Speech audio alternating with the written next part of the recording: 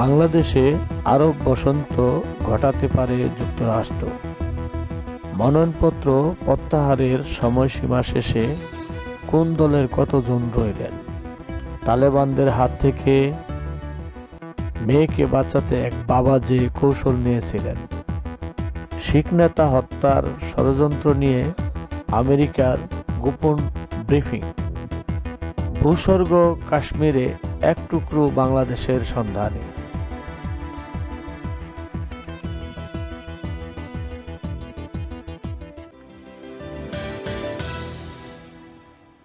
এবার বিস্তারিত। মনোনয়নপত্র প্রত্যাহারের সময়সীমার শেষে কোন দলের কতজন রইলেন?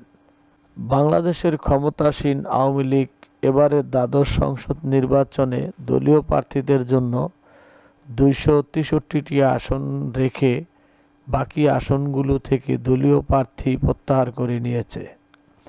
বাকি 37টি আসনের মধ্যে দীর্ঘদিনের রাজনৈতিক মিত্র জাতীয় পার্টিকে 26টি আসন এবং আওয়ামী লীগের নেতৃত্বাধীন 14 দলীয় জোটভুক্ত ওয়ার্কার্স পার্টি জাসদ জেপিকে মোট 6টি আসন ছেড়ে দিয়েছে দলটি।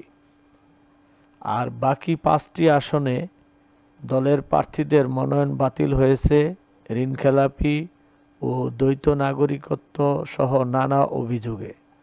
তবে নির্বাচন কমিশনের ওই সিদ্ধান্তের বিরুদ্ধে এসব প্রার্থীরা আদালতে যাওয়ার কথা জানিয়েছেন। রোববার মনোনয়নপত্র প্রত্যাহারের শেষ দিনে নির্বাচন কমিশনের কাছে চিঠি পাঠিয়ে নিজেদের দলীয় সিদ্ধান্ত জানিয়ে দিয়েছেন ক্ষমতাসীন দলটি। প্রধানমন্ত্রীর বিশেষ সহকারী বিপ্লব বড়ুয়া দলের চিঠি কমিশনে পৌঁছে দেন।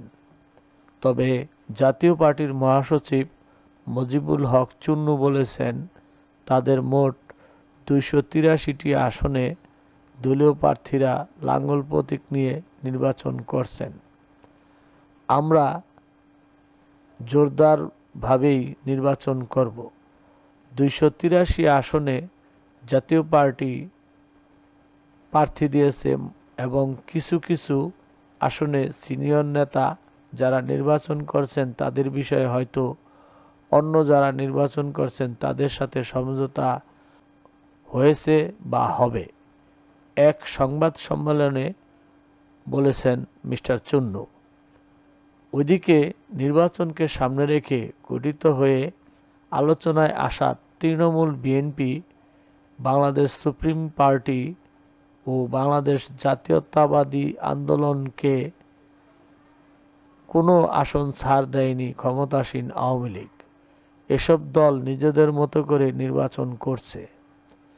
আর 14 দলীয় জোটের দল তরিকত ফেডারেশনকে আওয়ামী লীগ কোনো আসন না দেয়ায় তারা নিজ দলীয় প্রতীকে নির্বাচনে অংশ নেওয়ার কথা জানিয়েছে।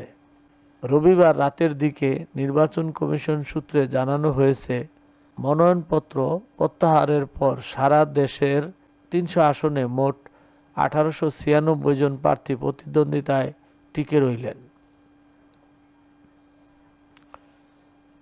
আওয়ামী লীগের মনোনয়ন বাতিল হওয়া প্রার্থীদের ভবিষ্যৎ কি? দ্বাদশ জাতীয় সংসদ নির্বাচনে 300 আসনে জমা পড়া প্রায় ৩৫,০০০ মনোনয়নপত্র যাচাই বাছাই করে ৭৩১ জনের প্রার্থিতা বাতিল করেছে নির্বাচন কমিশন। এসব প্রার্থীদের বড় অংশই স্বতন্ত্র প্রার্থী হলেও ক্ষমতাসীন আওয়ামী লীগ থেকে মনোনয়ন পাওয়া প্রার্থীদেরও কয়েকজন বাদ পড়েছেন। তারা সবাই এখন আপিল করার প্রস্তুতি নিচ্ছেন। কিন্তু শেষ পর্যন্ত যদি আওয়ামী লীগের প্রার্থীরা নির্বাচন করার অনুমতি না পান, তাহলে সেসব আসনের ব্যাপারে দলটির সিদ্ধান্ত কী হবে সেটি নিয়ে এখন আলোচনা চলছে। প্রাথমিক বাছাইয়ে যারা বাদ পড়েছেন প্রার্থিতা ফিরে পেতে তারা ইতিমধ্যেই নির্বাচন কমিশনে আপিল করার কথা শুরু করেছেন। মঙ্গলবার আপিলের প্রথম দিনে সারা দেশে মোট 40টি আবেদনপত্র জমা পড়েছে।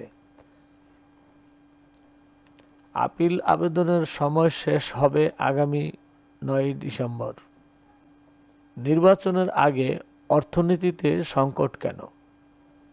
বাংলাদেশে প্রতি 5 বছর পর পর নির্বাচনের আগে অর্থনীতিতে নানা সংকট দেখা দেয়। ডলার পাচার থেকে শুরু করে হরতাল, অবরোধ কিংবা আন্দোলন কর্মসূচির কারণে ব্যবসায়িক ক্ষতি এবং বিদেশি বিনিয়োগ কমে যাওয়া এর অন্যতম। এছাড়া অর্থনীতির জন্য গুরুত্বপূর্ণ এমন কিছু সিদ্ধান্ত আটকে থাকে নির্বাচন শেষ হবার অপেক্ষায়। কিন্তু এবারকার পরিস্থিতি কেমন? আর অস্থির রাজনীতি বাংলাদেশের অর্থনীতিতেই বা কী প্রভাব ফেলছে? ব্যবসার পরিস্থিতি কেমন? বিদেশ থেকে কৃষিপণ্য আমদানি করেন শঙ্কর ঘোষ। চাল ডাল সহ বিভিন্ন রকম মশলা আইটেম আছে তার আমদানির তালিকায়, কিন্তু এলসি সংকটে চাহিদা মতো আমদানি করতে পারছেন না তিনি। নির্বাচনের আগে পরিস্থিতি আরও খারাপ দেখছেন। মিস্টার ঘোষ বলছিলেন, একটা সময় ব্যাংক আমাদের কাছে এলসি খোলার জন্য বসে থাকতো, এখন আমরা সারাক্ষণ ব্যাংকের পেছনে ঘুরেও এলসি করতে পারছি না। আমার দরকার $1,00,000, পাচ্ছি $20,000 কিংবা $25,000। এছাড়া বিদেশে যে সাপ্লায়ার আছে তাকেও অনেক সময় ব্যাংক যথাসময়ে পেমেন্ট দিতে পারছে না। এজন্য বিদেশি সাপ্লায়াররাও অনাগ্রহ প্রকাশ করছে পণ্য পাঠাতে। বাংলাদেশে আরব বসন্ত ঘটাতে পারে যুক্তরাষ্ট্র, এমন একটি খবর বিবিসি অনলাইন থেকে আমরা পড়ে শোনাচ্ছি। বাংলাদেশে আরব বসন্ত ঘটাতে পারে যুক্তরাষ্ট্র শিরোনামে খবর প্রকাশ করেছে দৈনিক সমকাল। এতে বলা হয়েছে, বাংলাদেশ সরকারকে অস্থিতিশীল করতে ওয়াশিংটন ব্যাপক ভিত্তিক অর্থনৈতিক ও ভিসা নিষেধাজ্ঞা আরোপ করতে পারে বলে আশঙ্কা করছে রাশিয়া। এ ধরনের পদক্ষেপ গ্রহণের মাধ্যমে যুক্তরাষ্ট্রের মদদে বাংলাদেশে আরব বসন্তের মতো ঘটনা ঘটাতে পারে বলেও আশঙ্কা করছে দেশটি। এখানে আরব বসন্ত বলতে তারা বুঝিয়েছে, আপনাদের নিশ্চয়ই মনে আছে, মিশর, লিবিয়া এবং সিরিয়া, এই 3 দেশে কয়েক বছর আগে বিরাট গণ আন্দোলন হয়েছিল এবং সেই আন্দোলনে হোসনি মোবারক এবং প্রেসিডেন্ট গাদ্দাফি এবং বাশার আল আসাদ, এই 3 জনের মধ্যে 2 জন ক্ষমতা ছাড়তে বাধ্য হয়েছিলেন। ঠিক তেমনই একটি ঘটনা বাংলাদেশে ঘটাতে পারে এমনই আশঙ্কা ব্যক্ত করেছে রাশিয়া। রাশিয়া ওই আশঙ্কাটার নাম দিয়েছে আরব বসন্ত।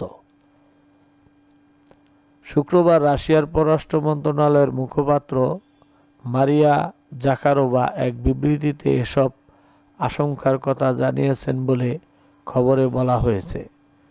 বিবৃতির বরাত দিয়ে খবরটিতে আরও বলা হয়েছে, বাংলাদেশের বর্তমান সরকার পশ্চিমাদের কাছে অনাকাঙ্ক্ষিত, তাই বাইডেন প্রশাসনের টার্গেট হতে পারে বাংলাদেশের প্রধান শিল্প প্রতিষ্ঠানগুলো।